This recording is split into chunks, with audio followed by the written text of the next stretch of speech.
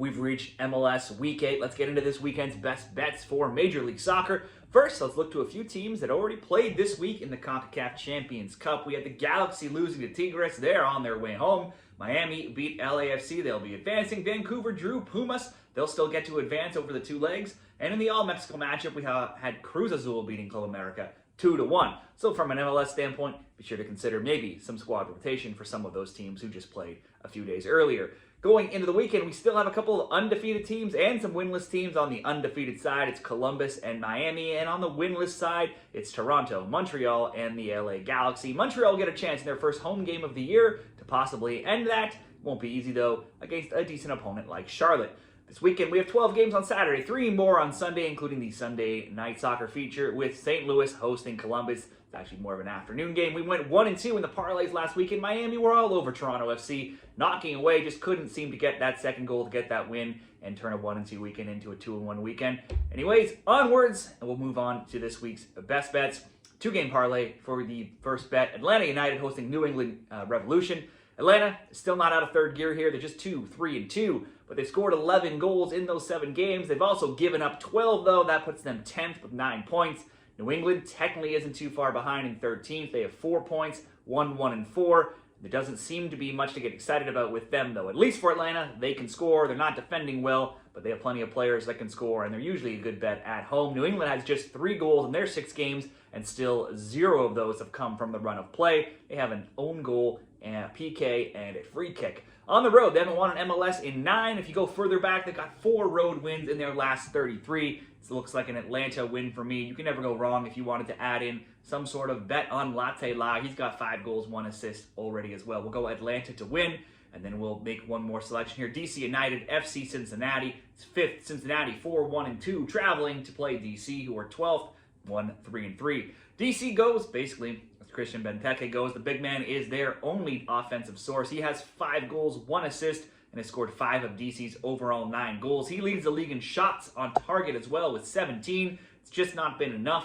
As long as he's around, they always have a chance to score. DC has scored in 6 of 7. They've also conceded in 6 of 7. Bets on both teams to score in over 2.5 have gone 6-1. Now, they've not won in 4 games, though, and they've played off the field recently in losses of 4-1, 2-1, and 6-1. DC's also allowed the 4th most shots on target. Not a good recipe here against a strong Cincinnati team. Cincy hasn't lost in 3. They have won 2 straight, 2-1, 1-0. They played a ton of extra games already with the Champions Cup. Overall, they've lost just 3 times in their overall 11 games, and a 2-0 road shutout loss to Charlotte. It's the only time they've not found the score sheet. Perhaps you could go for both teams to score here, since DC with Benteke always has a chance to score. But any sort of bet on Cincinnati also looks probably like a safer option. Cincy to win, Cincy double chance, Cincy draw no bet, or for the sake of this parlay, Cincy just to score.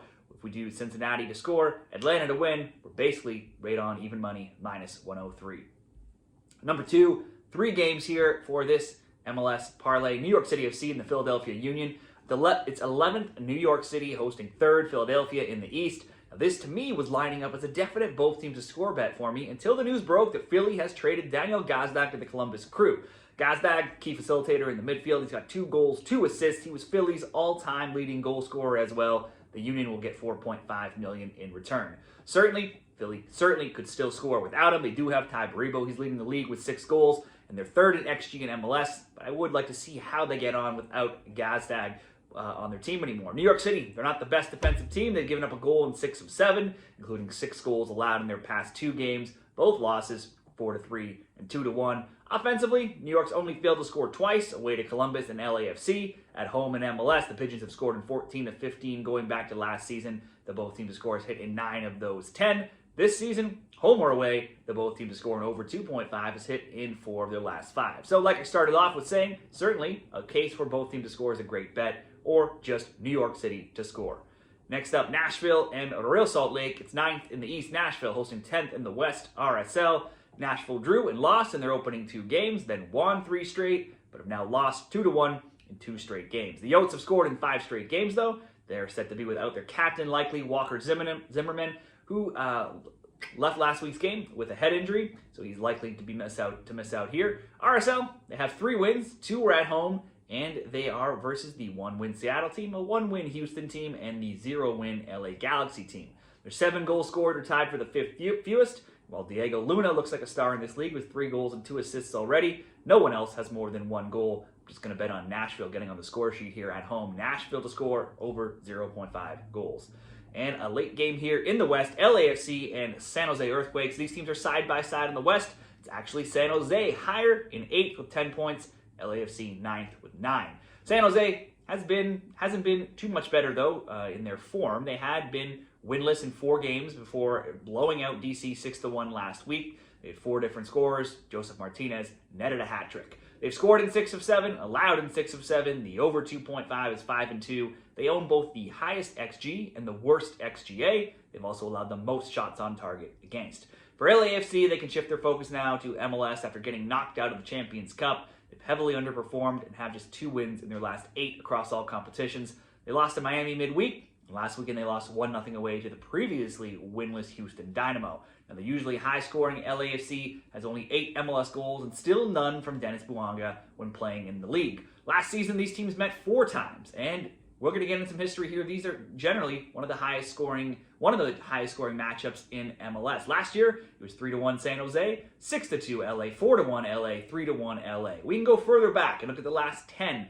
in all of their matchups that both teams to score has hit, and there's been tons of it's hit in each of the last 10, as well as many added on the over 2.5. That's hit quite a few times as well. Go even further back, both teams to score bets hit in 14 of the last 15. Certainly, that looks like the best way to go here, with San Jose seeming to have revived their offense. Defense still just as poor as before. LAFC at home, certainly I would expect to get on the score sheet against San Jose. We'll go both teams to score. LAFC, San Jose, Nashville to score, New York City to score, coming at a plus 144. And I'll move into Sunday here. We have 3 games on Sunday. Sporting Kansas City will be playing against Portland. Now, they were an easy, clear fade team for most of this season. They hadn't won since all the way back in September, but then they got a win immediately after Peter Vermees got fired, beating another struggling team, their rivals, St. Louis, 2-0 last week. So to me, now they need to be slightly reassessed. Will that new coach bump continue? They'll meet a Portland team who hasn't lost in 4 games. They do come off a 0-0 draw, so we'll give that a skip. And there's 3 games. Another one, St. Louis, just 2 wins, 2-2-2. The host first place in the East, Columbus. St. Louis has only scored 4. They've also only allowed 4. The Crew haven't lost a game. They've only allowed 5. Perhaps this looks like a good under bet. So let's just make our one bet on Sunday, coming from what looks like to me the most interesting game, Chicago playing Inter Miami. Now, Miami comes in off of a huge Champions Cup win this week. They've still not lost in MLS, with Champions Cup, MLS, and Champions Cup games coming thick and fast. Perhaps there could be some rotation this week. Maybe the likes of Messi or Suarez don't play or start on the bench. In all competitions, Miami only lost once this season. That was against LAFC in leg 1 of this last round. That was a 1-0 game. It's the only time they've not scored this season in any game as well. They have given up, though, a goal in 5 straight. Chicago games have seen a ton of goals, lots of goals coming at both ends. They've scored 14, but allowed 12. That's good for an average of 3.7 goals per game. Last week, new signing, Jonathan Bamba, finally opened his account with his first Fire goal, albeit in a 2-1 loss for the Red Bulls. But that's good to see this Fire attack adding another player getting onto the score sheet to go with many others. Until this trend ends in Fire games, it seems like a good streak to keep riding. The Fire scores have been a 4-2 loss, 2-2 draw, wins of 3-1, 2-1, 3-1, then a 1-1 draw, and a 2-1 loss last week. Last year between them, Miami won 2-1 and 4-1. Other scores, all for Chicago, 4-1, 3-2, and 3-1. Miami to win.